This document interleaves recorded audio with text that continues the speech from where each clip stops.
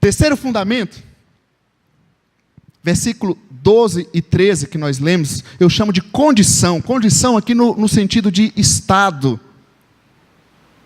O versículo 12 e 13 diz que aqueles que o receberam, que creram, tornaram-se filhos, não de sangue ou carne, nem de vontade humana, mas de Deus.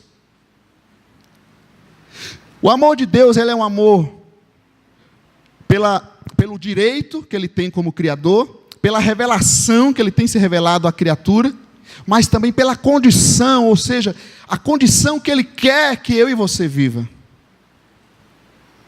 Aí o versículo 12 e 13, ele nos apresenta essa condição. Eu te pergunto, quem são os filhos de Deus segundo o texto? Aqueles que o receberam e que creram. O que é esse receber?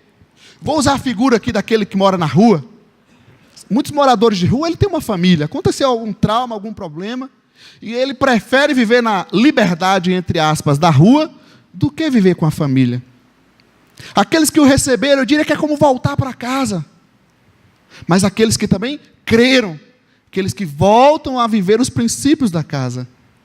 Debaixo de toda casa aqui tem algum princípio, tem algum modo de vida. Só que na casa de Deus também tem, viver com Deus como Pai também tem princípios. E eles não são pesados, diz a palavra.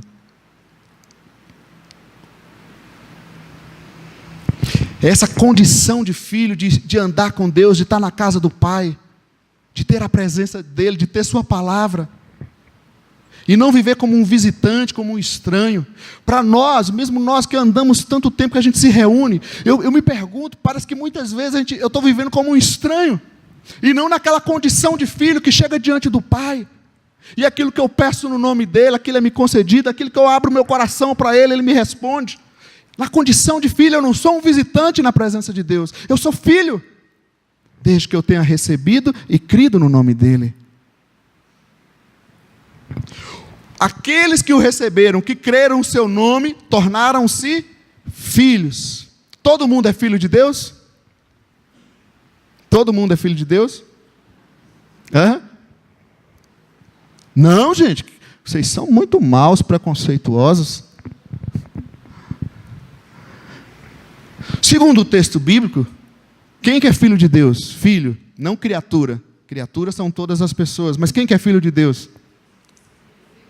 Aqueles que o receberam e que creram em seu nome, ou seja, que vive conforme a vontade dEle.